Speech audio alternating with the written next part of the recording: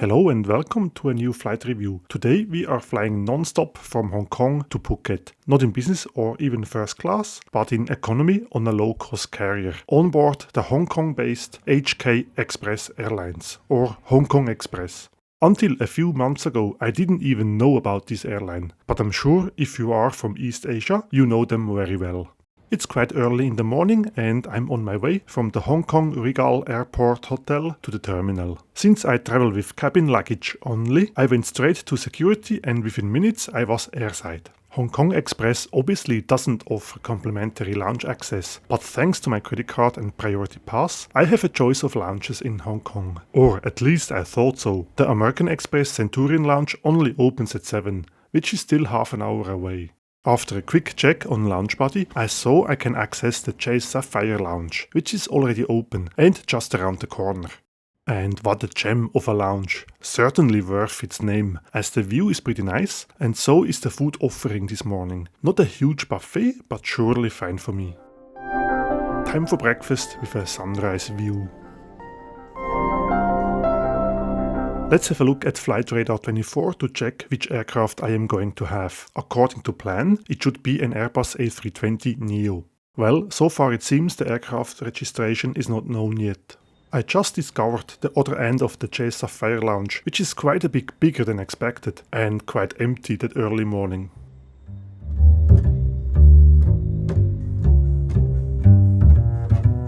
Let's go to the gate, which is going to be at the very end of this long terminal.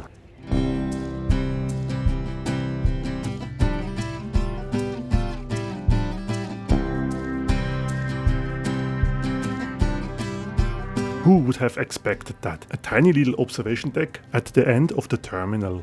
Here it is, my ride to Phuket this morning, an Airbus A320neo as promised. This particular one, registered Bravo Lima Charlie Sierra, is only 3 years old at the time of my flight in October 2023. It is equipped with 188 economy class seats. I still have a few minutes before boarding starts. A perfect time and location to watch some more planes. As an aviation geek, it's hard to get bored when traveling.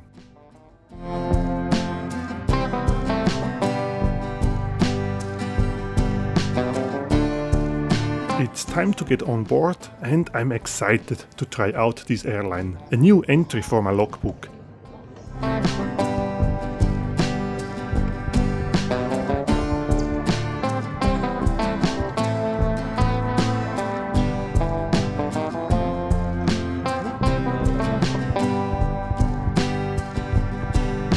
Boarding was friendly and quite relaxed, at least much more relaxed than I'm used to when flying low-cost carriers in Europe.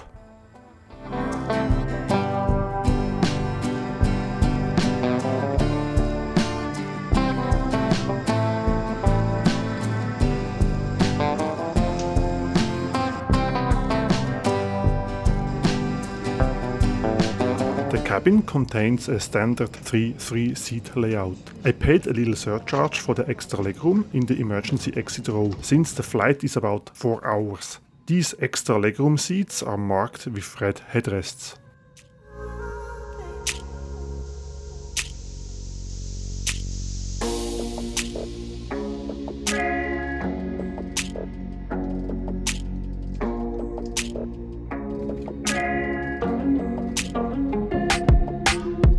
The legroom is pretty generous, as expected in the emergency exit row.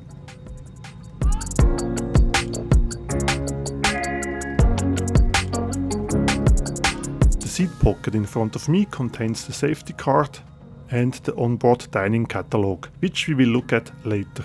Otherwise, there's not much else on the seat than the table. No TV, no minibar.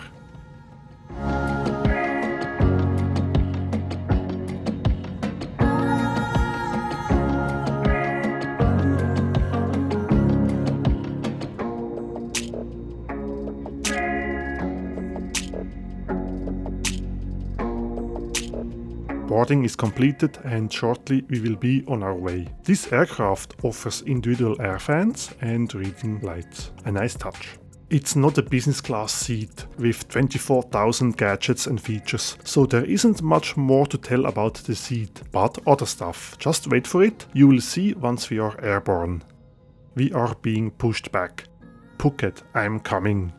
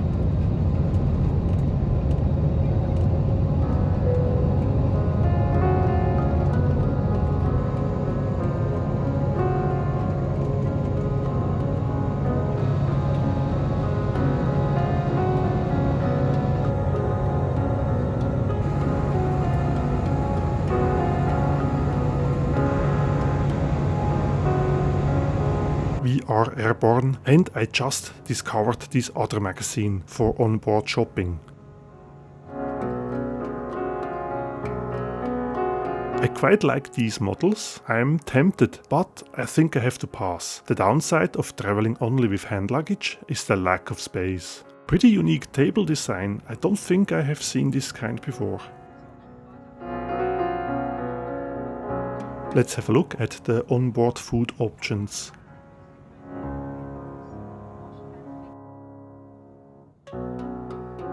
Note that 100 Hong Kong dollars are approximately 13 US dollars. I am still quite full from the lounge breakfast, but out of boredom I will just order something anyway. Ideally something to hydrate. Well, remember to read the small print. This bottle is much smaller than I expected. We got into fairly bumpy air with high towering clouds. Not sure if the camera caught the shaking wing very well, but it was pretty intense at some point.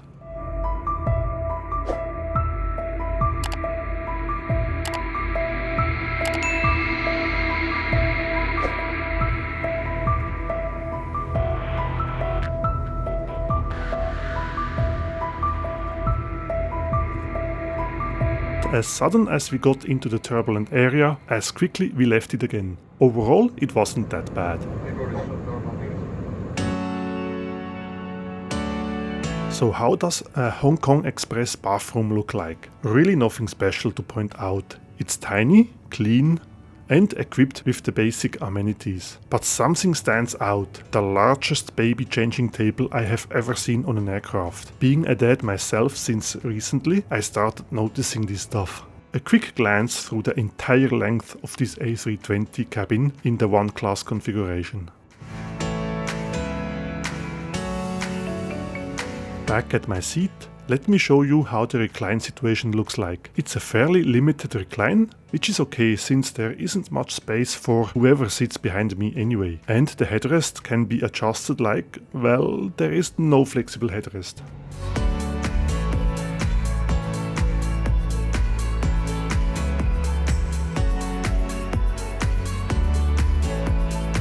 A little nap, and soon we finally should be arriving in Phuket. I always quite like the view when approaching this island.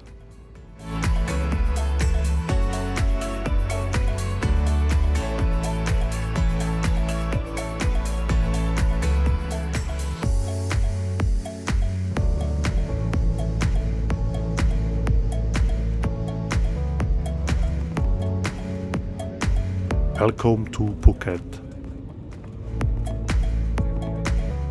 We are taxiing to the international terminal since we arrived from overseas. Would I fly Hongkong Express again? I would say yes. The airfare was okay and the onboard experience, such as the seat, the service, the inclusions and exclusions, met my expectations. And overall, I even felt the atmosphere at the boarding gate as well as on board was more relaxing and calm than with other low-cost carriers I have experienced. Of course, having the extra legroom helped perceiving this flight as pleasant. I hope you liked this flight review and maybe consider subscribing to my channel and leaving me a thumbs up, as this would help my channel grow. Thank you for watching. See you next time. Bye for now.